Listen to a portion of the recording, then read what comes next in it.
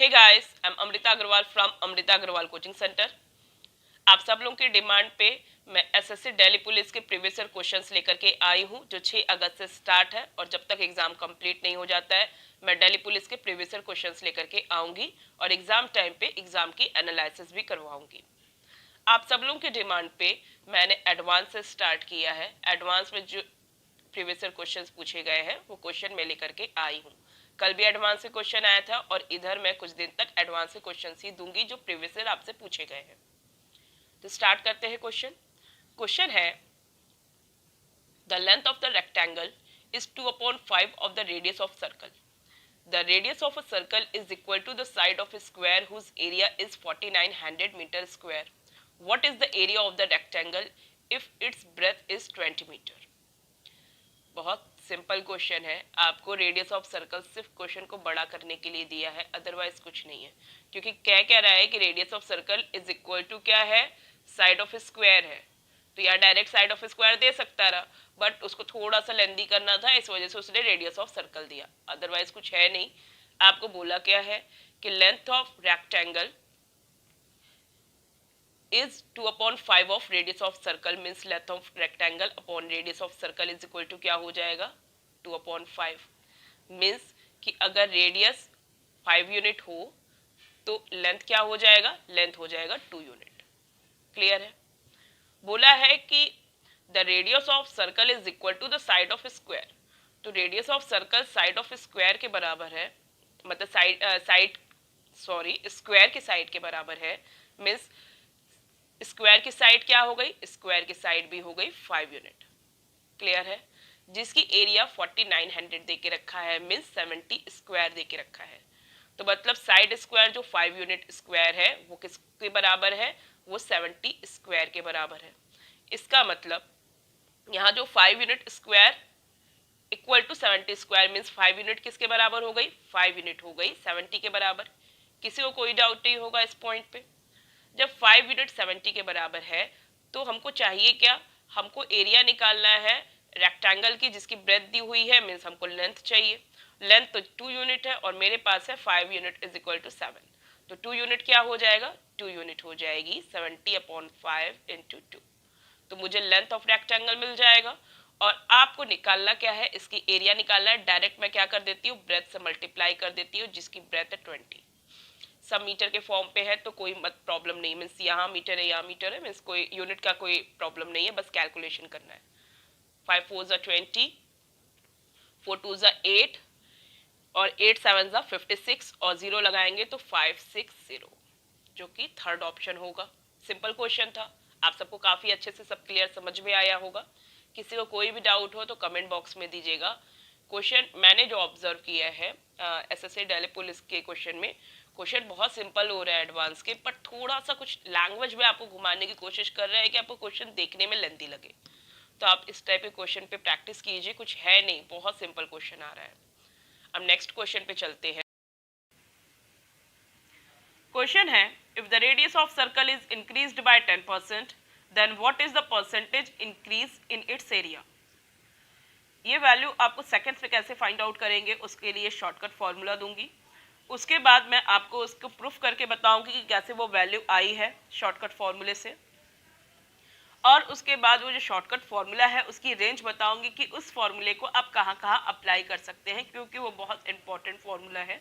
उस पर बेस्ड आपको एसएससी हर साल क्वेश्चन देता है।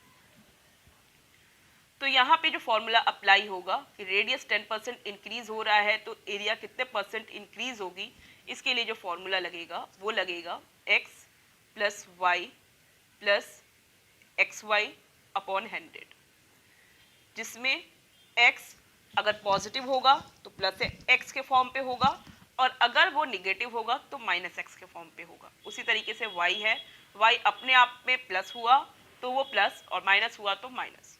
यहाँ पे मतलब माइनस हुआ का मतलब है कि यहाँ पे इंक्रीज हुआ है ना, 10% इंक्रीज हुआ है मतलब पॉजिटिव x है। अगर यह डिक्रीज होता तो निगेटिव x हो जाता। और उसके बाद यहाँ पे जो प्लस मैंने लगाया है इसका मीनिंग ये है कि x और y दोनों पॉजिटिव है तो ऐसे केस में यहाँ प्लस लगेगा। या मान लीजिए दोनों निगेटिव है, मीन्स डिक्रीज किया हुआ कंडीशन है, तो वहाँ पे प्लस इंटू प्लस की वजह से माइनस इंटू माइनस की वजह से यहाँ फाइनल प्लस लगेगा। मीन्स अगर एक इंक्रीज करेगा दूसरा डिक्रीज करेगा तो फाइनल यहाँ माइनस, और अगर दोनों इंक्रीज करेगा या दोनों डिक्रीज करेगा तो फाइनल यहाँ पे प्लस। इस तरीके से यहाँ पे साइन लगेंगे जिस पे आप ध्यान दीजिएगा। अब इसे अप्लाई करना है यहाँ, क्योंकि सर्कल की एरिया है तो सर्कल क्या है, पाई आर स्क्वायर होता है इसकी एरिया। मीन्स यहाँ पे जो रेडियस है वो रेडियस इंटू रेडियस, रेडियस आपस में ही मल्टीप्लाई होते हैं। इस वजह से यहाँ पे जो x और y काम करेगा वो रेडियस के लिए ही काम करेगा, और रेडियस कह रहा है कि 10% इंक्रीज हुआ है, तो इसका मतलब positive 10 plus positive 10 plus 10 into 10 upon 100, और इसकी वैल्यू क्या हो जाएगी, 10 प्लस 10 20, और 100 अपॉन 100 1 हुआ, तो 20 प्लस 1 हो गया 21, जो कि ऑप्शन सेकंड है। अब मान लीजिए कि यहाँ पे रेक्टेंगल के लिए बात किया होता और कहता कि लेंथ 10% इंक्रीज हुई है और जो ब्रेथ है वो 10% डिक्रीज हुई है, तो ऐसे केस में क्या होता, ऐसे केस में होता ये जो लेंथ x को हम मान लीजिए लेंथ मान लेते और y को मान लेते ब्रेथ। अब डिपेंड करता है, आप किसी को कुछ भी मान सकते हैं और डायरेक्ट भी अप्लाई कर सकते हैं, आपको इससे लिखने की कोई ज़रूरत नहीं है, आप बस दिमाग में बैठा लीजिए। तो 10% इंक्रीज हुआ है तो 10 प्लस हुआ, डिक्रीज हुआ है 10% अगर ब्रेथ तो 10 माइनस हुआ फाइनल, क्योंकि ये एक इंक्रीज कर रहा है दूसरा डिक्रीज कर रहा है, इस वजह से यहाँ जो फाइनल साइन लगेगी वो माइनस लगेगी, और हो जाएगा क्या 10 इंटू 10 अपॉन 100। मीन्स 10 से 10 गया माइनस हमको 1 मिला, मीन्स फाइनली एरिया क्या हो जाएगी 1% डिक्रीज हो जाएगी, जो कि हम रेक्टेंगल के लिए बताए हैं। अब इसे प्रूफ करके बताते हैं कि कैसे ये 20% इंक्रीज हुआ सर्कल में और 1% डिक्रीज हुआ स्क्वायर या रेक्टेंगल के लिए आप ले सकते हैं, क्योंकि दोनों का एक ही मीनिंग होता है, कोई ज़्यादा चेंजेस नहीं होता। आप लेंथ और ब्रेथ में कुछ चेंज कर रहे हो तो कोई मतलब नहीं है, साइड इंटू साइड करिए या लेंथ इंटू ब्रेथ करिए। अब मैं अप्लाई करती हूँ, देखिए आप एकदम ये देखिए कि एक सर्कल है, सर्कल की रेडियस अगर मान लीजिए पहले क्या थी 10 यूनिट थी, 10% अगर इंक्रीज किया गया है तो इसका मतलब अब क्या हो गई है 11 यूनिट हो गई है रेडियस। इसकी वजह से जो एरिया निकलेगी 10 यूनिट की वजह से जो एरिया निकलेगी वो क्या होगी पाई आर स्क्वायर, मतलब 100 पाई, और जो बढ़ी हुई है यहाँ पे जो 10% जो इंक्रीज हो गई है रेडियस, इसकी वजह से जो एरिया हो गई वो क्या हो गया 100 pi r square means pi 11 square means 121 pi. इसमें से इसको माइनस करेंगे तो आपको क्या मिलेगा 21 पाई मिलेगा, जो कि इंक्रीज हुआ है।